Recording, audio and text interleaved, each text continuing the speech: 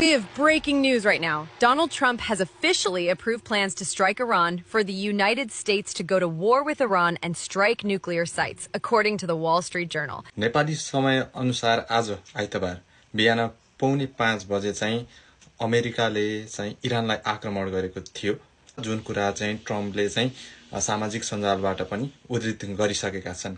जे नहुनु भनिएको थियो त्यो चाहिँ भइसकेको छ। अहिलेसम्म चाहिँ इरानले पनि आफ्नो चाहिँ आणविक केन्द्रहरूमा चाहिँ अमेरिकाले जुन किसिमको आक्रमण गरेको भन्ने सूचना चाहिँ उसले पनि यो सत्य रहेको भनेर चाहिँ जानकारी गराइसकेको छ।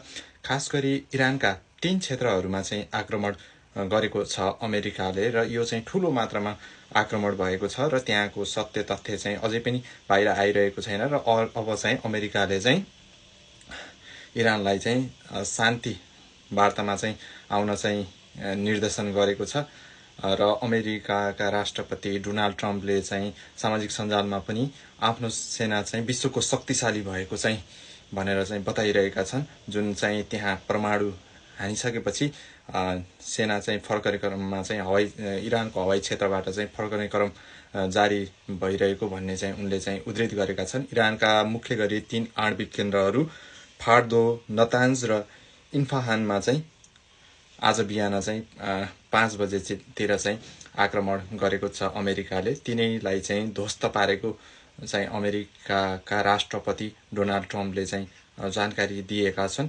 अब चाहिँ अन्य देशहरू चाहिँ कता कता विभाजन हुन्छन् भन्ने चाहिँ एकातिर शंका गरिएको छ, कतै तेस्रो विश्वयुद्ध पो हुन्छ कि भन्ने पनि एउटा शंका रहेको छ। किनकि यसअघि नै चीन, त्यस्तै गरी रसिया, रुस लगायतका देशले चाहिँ इरानलाई चाहिँ समर्थन गरिसकेका छन्।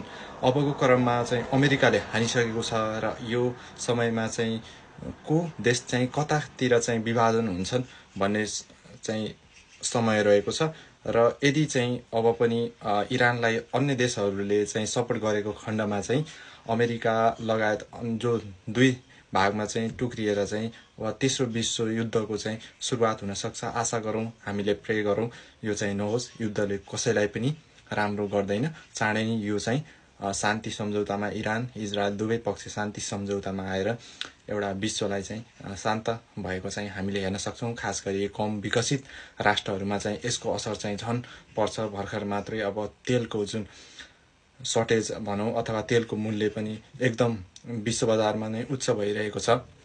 यसले गर्दा तत्काल चाहिँ युद्ध रोकिन चाहिँ जरुरी छ। धन्यवाद।